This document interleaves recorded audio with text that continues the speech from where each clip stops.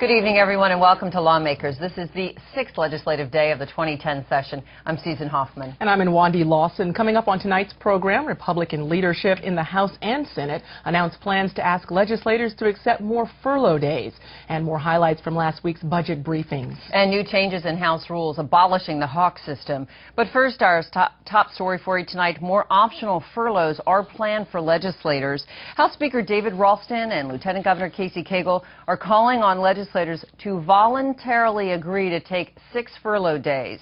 The 6 is on top of the 5 furlough days they've already been asked to take this fiscal year. Lieutenant Governor Cagle says the move should save the state roughly $170,000. Cagle and Ralston say they believe that lawmakers should lead by example, since they are asking teachers and other state employees to take days off without pay, all in an effort to balance the state budget. It's just absolutely about a team effort. How do you stand here and have to make tough decisions as legislators and not participate with the people that are out there every day? You know, sometimes when you and I are at home on Thanksgiving, there's state troopers on the road. The Department of Corrections, those officers are in there with those folks every day, and they're being asked to participate in this unprecedented financial time. It's only right for us to do that as well. I think that the fact that we're asking teachers, we're asking state employees, and we're asking others to take a furlough, I think, as a state legislator, personally myself, I think it's something that if we ask others to do, then we ought to be willing to do as well as ourselves. We're doing what we're asking others to do.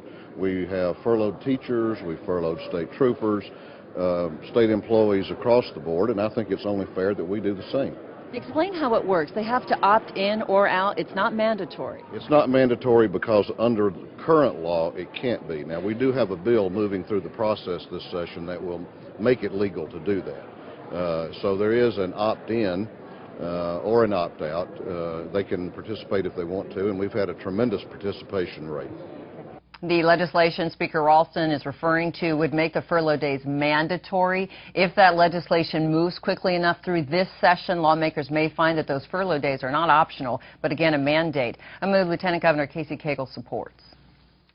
Well, legally we can, and that's why it's in a voluntary manner. But we've worked very closely with the Budget Office to ensure that every person has been asked and have been given the opportunity to do the right thing, and most people have. And so with a law change, this will make it to where both the Speaker as well as the Lieutenant Governor will have a little bit more meat to make sure that the hammer is a little harder. Lieutenant Governor Cagle says there were about 6 lawmakers that refused to take the furlough days in the past. He says that those same lawmakers are reconsidering their decision and may double back and take those days off without pay, essentially give back the monies. House Minority Leader DeVos Porter agrees lawmakers should lead by example if furloughs are necessary, but Porter basically believes that they are not needed. He says if the Department of Revenue can do a better job collecting local sales taxes, we'd have the money. In budget hearings last week, Bart Graham, the Revenue Commissioner, said that his department was probably not collecting some of the 5 or 10% of local sales taxes, which could total hundreds of millions of dollars. Thus, Representative Porter has a bill, HB 356, that would demand the revenue to partner with local governments to ensure accurate tax collections. Following Porter, you're going to hear from Senate Appropriations Chair Jack Hill, who says that there are some problems with Porter's ideas. We have been talking about this because we have worked with cities and counties for years. They know the Revenue Department is not being accountable. What House Bill 356 does is they do not partner with local governments to share the information. We ought to take it away from them and collect at the local level, like Alabama has just done, and Alabama raised $1 billion in unreported sales tax. That's how much cheating is out here, and in Georgia's economy, we think it's even bigger. There's no real data to suggest that. So, you know, the huge amount, in total, the huge amount of dollars in sales is done by chain operations, and we get every dollar of that. But even Bart Graham at the meetings last week said, yeah, you're probably right, between 5 and 10% of our sales tax may not be collected. May not, and that's a key word, may not. What I've been advocating is to step up the auditing process, maybe by privatizing it, to ensure that that's true. There may be, we obviously catch some folks who are illegally not paying tax through our normal auditing process, but we're such a growing state. We've grown 1.8 million in just 10 years, and so it's really been hard for the Department of Revenue to keep up with this exponential growth of businesses. there may be some loose ends out there. Whether it's, $1 billion or enough to change the budget process, I have some doubts about that. But even if it's $100 million, because it's a little over $100 million on just the teacher furloughs alone, those 3 days of furloughs alone. Well, we need to do everything we can in fraud, waste, and abuse, and Medicaid, and all these areas. We need to do the very best we can, and we have. And as I said, I'm in favor of if it's possible, privacy-wise, to privatize the auditing function, and we already turn over past due collections to private collection agencies. The state, as you compare us to other states, we actually compare very well on sales tax collection. DeBose Porter had said that Alabama really cracked down and they came up with $1 billion extra. Well, I haven't seen those numbers, and I don't know whether those numbers are accurate or not. There's a lot of problems with trying to do local collection of sales tax. I think that's actually what the bill that he introduced does. Well, let me ask you very specifically, do you think that we are missing out on 5 to 10% of sales tax collections? I don't think it's that high. What do you think it is?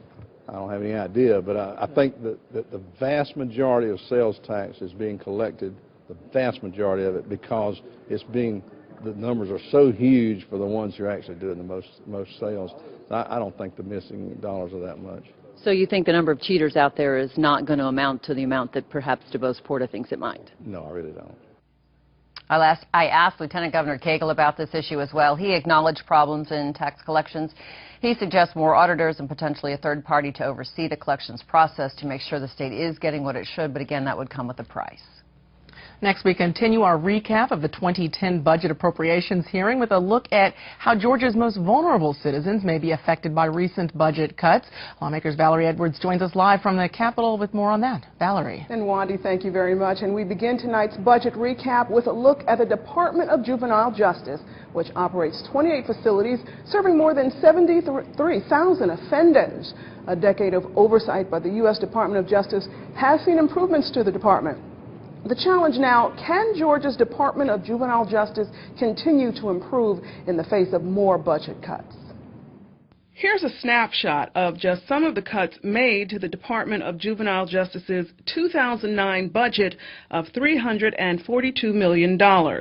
It's down $54.9 million, but some of that was offset by one-time federal stimulus dollars of $28 million. The number of juvenile justice employees is down 108, and there was also a loss of Medicaid dollars, $7.5 million, due to changes in federal reporting guidelines. For 2010, Governor Perdue's budget recommendation to the Department of Juvenile Justice is $313 million. Some of the changes we saw in the Department of Juvenile Justice: the Milledgeville facility was closed, saving $9.5 million. Nearly 18 administrative positions were eliminated for savings of $766,000, and 24 beds were closed at the Macon Girls facility for a savings of $624,000. Finally, nearly all Department of Juvenile Justice employees must take at least one furlough day a month, a net savings of $5.1 million. And as I said, these are just some of the Department of Juvenile Justice's cuts made in 2010. For 2011, Juvenile Justice Commissioner Albert Murray says his department will annualize the governor's 2010 recommendations. But Murray warns that further cuts could hamper his department's effectiveness. The challenge required us to visualize what the agency should look like after the budget reductions. It was important to us that we could have a clear picture of how we would look and how we'd operate.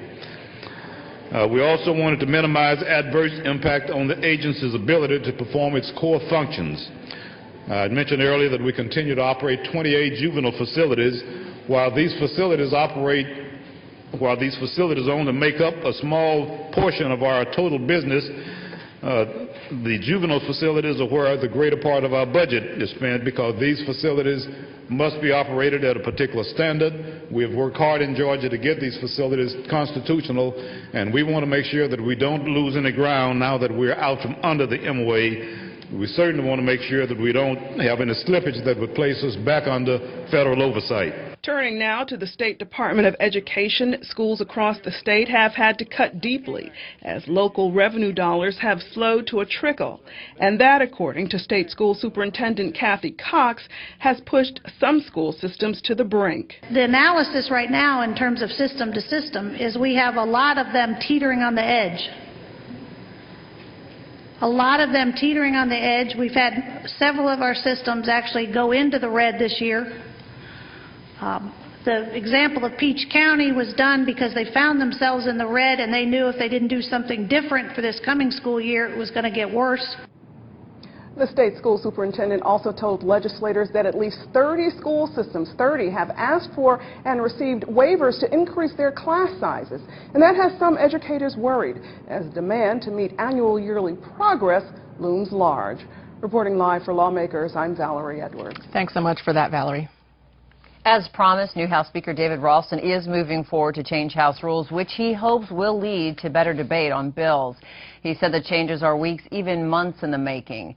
The House Rules Committee is going to take up the changes tomorrow morning. Ralston says first order of business is to get rid of the hawk system, which currently allows him to spontaneously assign any House member to any committee to control a committee vote. I rescinded the hawk appointments, as you all know, about 2 weeks ago. This will actually take all reference to the hawks out of the rules. It will basically take away the ability of the Rules Committee to rewrite bills through Rules Committee substitutes, and we'll only be making typographical and grammatical corrections in the Rules Committee. The Rules Committee shouldn't be writing legislation that's been in another committee, so we're going to stop that. And we're also going to invite you guys back in, so you can take a look at that. That makes us very happy, by the way. The Speaker also plans to change rules on engrossment. To engross a bill means that you can't make any changes or amendments to it during the legislative process. Under the former Speaker, Glenn Richardson, some House members thought too many bills were engrossed, and Ralston wants engrossment to be used sparingly. Senator Renee Unterman today used a point of personal privilege to raise the issue of child sex exploitation, telling the Senate that while the General Assembly has done a great deal to protect children, much remains to be done. Unfortunately, the state of Georgia is one of the leading states of human trafficking in the United States. Atlanta is one of the top 14 cities in the United States for the prostitution of young kids. And I know all of y'all have heard me talk numerous times about children on the streets in Atlanta, in metropolitan Atlanta, in suburban Atlanta. And unfortunately, this is one of the worst things in our society where we can have young children, 10, 11, 12, 13 years old, both girls and boys that are trafficking in the sex trade in the state of Georgia. Senator Unterman led the successful passage last year of legislation expanding the definition of sexual exploitation to protect children from prostitution and pornography. Also in the Senate today, Senator Vincent Fort took issue with remarks of the Senate Banking and Financial Institutions Chair, Bill Hamrick, as printed in a January 15th Atlanta Journal-Constitution article. Senator Hamrick told the paper that the home foreclosure crisis is a national, not a state issue. These issues have been discussed at a high pitch for the last 10 years, and they will continue to be discussed, debated on. But when our citizens are at risk in the streets by people with guns, we don't say, let Washington take care of it. We say we will protect our citizens' interests. So when a citizen is robbed with a pen and a paper as opposed to a pistol, we still have that responsibility. Senator Hamrick sponsors Senate Bill 57, which offers protections against predatory lending. That measure passed the Senate last year, but was stalled in the House. Republican and Democratic gubernatorial hopefuls square off in an early debate. Yes, it is somewhat debate season. The Georgia Municipal Association hosted the debates in Atlanta yesterday. Recent polls showed Republican Insurance Commissioner John Oxendine and former Democratic Governor Roy Barnes as the front-runners. Here's their response when I asked them to outline their transportation funding plans. Transportation is jobs. It just has different faces. In Atlanta, it might mean how quick can I get to work, or can I get home off work to get home and see my kids at Little League. In rural Georgia, it might mean if we don't have roads to get to that community, people aren't going to build a factory or build other facilities that are going to create jobs. The bottom line is transportation is jobs, roads are jobs. We need to let commerce go north, south, east, and west in this state without going through Atlanta. If you look at our highway map, I'm convinced they thought Atlanta was ancient Rome, because every road we got takes you from the four corners of Georgia and dumps you in downtown Atlanta. It might be shocking to know, but there's some people that want to go one place or the other and not go to Atlanta. So why don't we say that you're the customer and we're going to build a transportation system to serve you and take you in the direction you want to, instead of always to downtown Atlanta.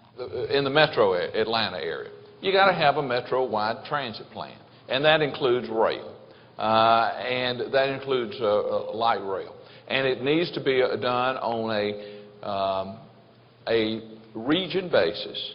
And it should be, if it passes in the region, then it passes everywhere. The problem you have with MARTA, you allowed each county to opt out. And rail lines just don't stop at one place and pick up at another. And we should roads, though, or and you should co-use your right-of-ways, elevation and other things. Now, statewide, if you have a region, and the part of the problem I got with the regional sales tax, of course, you wait until 2012 to even do it. The American Civil Liberties Union is spearheading an effort to ban racial profiling by Georgia law enforcement. Today, legislators announced their plans to support that ACLU measure. We must end racial profiling in Georgia.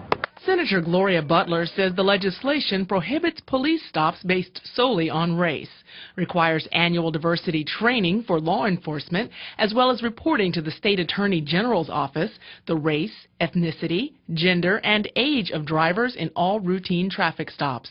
The thing that this bill will not do is add costs to the budget.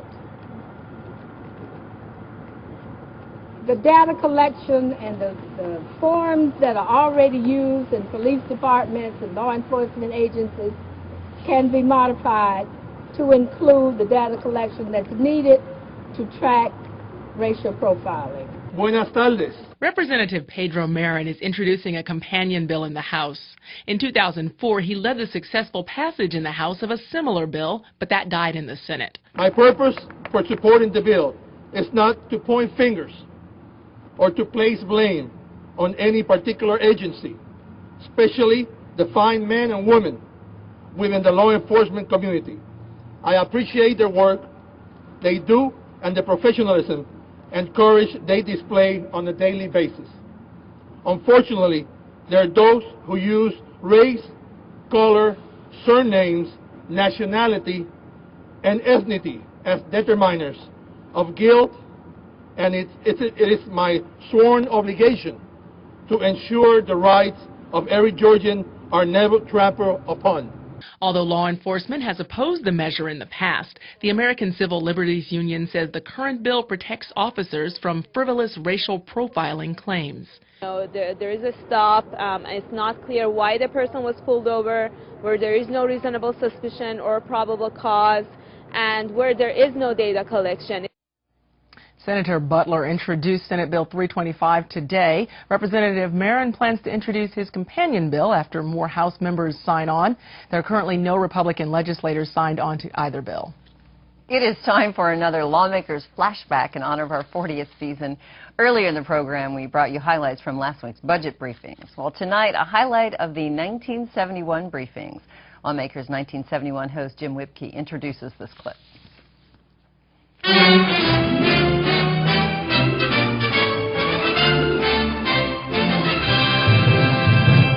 Now we're going to show you excerpts of the testimony offered by the Director of the Department of Family and Children's Services.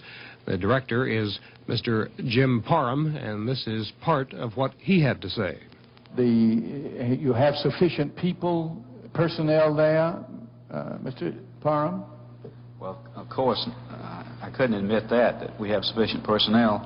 There was a large request for increased personnel. Of course, the governor, in his recommendation, eliminated all the increased personnel for the State Department operations. we will be on simply a continuation budget for State Department operations. Mr. Parham, tell us a little something philosophically here about this business. We into these 4 programs, and we're getting in deeper and deeper. What is the answer to all this, Mr. Parham? Well, sir, I think that we have to provide. This, I want to preface this. I mean this seriously. My intent is serious. Yes, sir. I think this is a momentous problem that we have, and how are we going to amend this and project it upward? This is what I mean. Of course, this program deals with people who are here now, who are already born and alive in the world, and who do not have enough subsistence to meet their needs. Jim Parham went on to serve as an aide to President Jimmy Carter, and later he taught social welfare at the University of Georgia. This has been a Lawmakers Flashback.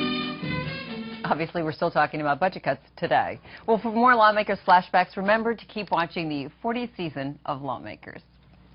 Senator Emanuel Jones says the quest to keep weapons out of schools has gone too far. Today I talked to him about his proposal to alter zero-tolerance laws. You must remember that zero tolerance was initially a federal guideline that came down that aimed to keep firearms out of school. But the definition of a weapon has been expanded so it could include anything, even a Tweety Bird keychain. Senator Jones refers to the case of an 11-year-old Austell girl who was suspended for 10 days for possession of a small chain. That was in the year 2000. Pointing to the recent Morgan County case of 14-year-old Eli Mahone, who was incarcerated for bringing a 2.5-inch pocket knife to school, Jones says Georgia schools are forced to overreact to weapons claims. This kid really didn't have much of an opportunity to do anything other than go directly to jail. He was punished for doing the right thing. He turned the knife in, the principal said it was okay. I spoke directly to the principal, and the principal said this is a good kid. I had no idea this kid was going to be taken to Sandersville prison, an hour and a half away from his home. It's important to know that this legislation does not in any way weaken the authority of school systems to keep weapons out of the schools. I support the intent of zero tolerance. However, this particular law has gone way too far because the definition of a weapon has been expanded. Senator Jones will refile Senate Bill 299 tomorrow, along with new legislation requiring schools to report weapons cases to the State Department of Education. Heading into 2010, legislators are turning to economists for advice on how to navigate the state through the continuing recession. Today, the Joint Economic Development Committee heard from experts in a variety of industries who shed some light on the areas in which the committee should focus their legislative efforts. Even though most people are looking at 2010 as a year of recovery and bottoming out, I'm looking at it as more like a year that's going to resume the problems that we had in 2008. If you're paying attention in the last day, you saw this headline. We've just had the largest drop in existing home sales in more than 40 years. Now, one statistic doesn't mean anything, but it does tell you that real estate is not leading us out of the current situation. We need to understand that at the national and local level, it will likely be 2013 before we see employment reach levels that we had prior to the beginning of the 2008-2009 recession. This is a national recession that cannot be corrected by Georgia action only. Yes, we can take policies that perhaps improve our competitive position against surrounding states. We may take policies that we think lessen the burden upon our businesses and upon our citizens. But at the end of the day, we in Georgia single-handedly cannot correct the most pronounced downturn in the national economy since the 1930s. I would advocate that Georgia begin a long process toward a broad-based tax reform that is comprehensive rather than focused in just one sector. Despite some bleak assessments of the state's economy, several speakers were hopeful for a recovery in the near future. I try to be a glasses half full kind of guy. I'm hoping that the trends that are emerging slowly right now continue, and that is, it seems as though foreclosures are not getting any worse. A coalition of those who oppose domestic violence called on lawmakers today to restore funding for aid programs. Lawmakers Laura Foaz has more. What will happen if the $300,000 cuts proposed in the governor's budget goes through? How do we wrap our minds around the significance of the 72,185 crisis calls made to Georgia domestic violence shelters, or the 59,293 services rape crisis workers provided this past year? Today is just the beginning. Right here in this building, you have the power to make Georgia safe for women and their children. With the number of domestic and sexual violence cases rising and funding decreasing, organizations and supporters emphasize the need for financial support. What we're trying to do is just educate legislators as much as possible about the real need for domestic violence victims and victims of sexual assault. There's a huge need out there. The need is growing, and with the dollars going down, it's just a bad combination. I'm very concerned about the cut and disappointed that we have to go that way. Hopefully some money can be restored, but of course it's a very tough crisis. Despite budget cuts this year, supporters for domestic violence aid are still hoping to receive the funding they need to support their victims. Reporting for Lawmakers, I'm Laura Fawaz. And today was Senator Cecil Staten's birthday, but unless you were in the Senate chamber, you might not have heard his colleagues serenading him. One of our members has a birthday, number 52 today, the senator from the 18th. Representing the Macon area, I won't call his name, but happy birthday, Senator from the 18th. And as is a tradition in this body, I don't know if I can turn this microphone off, but we need to sing happy birthday to this senator. So if you join me in happy birthday to the senator from the 18th. Based on the lieutenant governor's feedback to Senator Douglas, perhaps it was for the better that they turned off all microphones just as the singing began. You obviously are much better serving in the military than you are singing. That might be said of any of us, though, you know. We have news from around the state from Ricky Bevington. Thanks Hello, so much, Ricky. and Wandy. Thank you, and very good evening to you. No serenading tonight in news. Heart-wrenching is what Lawrence County School Board members call the board's vote to shave 5 days off the school year come May. By then, teachers in that county will have taken 6 furlough days, saving the county $200,000. Bibb County voted nearby to furlough teachers another 4 days, saving that county nearly $3 million. And Governor Sonny Perdue this month did announce deeper cuts to education statewide in order to save the state more than $600 million. Home Depot is closing its Austell Outlet Center, slashing 180 jobs. 2 other specialty stores closing nationwide will bring the job loss to 1,000. These are not the big box orange stores, but they're smaller versions. The Atlanta-based home improvement giant says that the stores were not performing well. Environmental violations have led DeKalb County to be fined $30,000. The penalty comes from the Georgia Department of Natural Resources.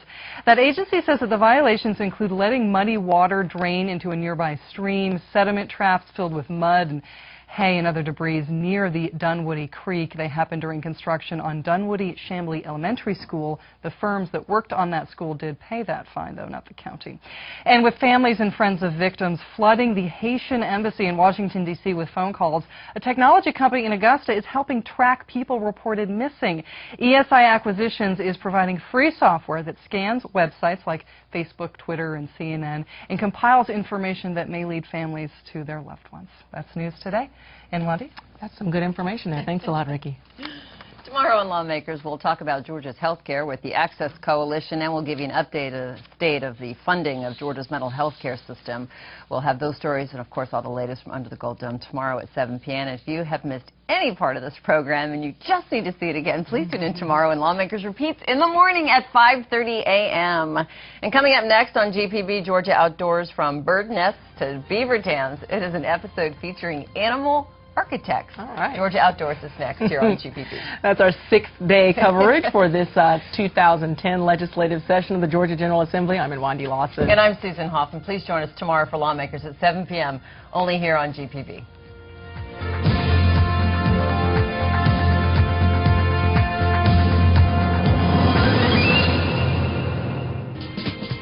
Funding for Lawmakers comes from the Georgia Chamber of Commerce, the voice of Georgia's business community, over 4,000 members strong, working with lawmakers for over 90 years to make sure that our state remains a place where companies thrive. And by supporters of Georgia Public Broadcasting. Thank you. This has been a production of Georgia Public Broadcasting.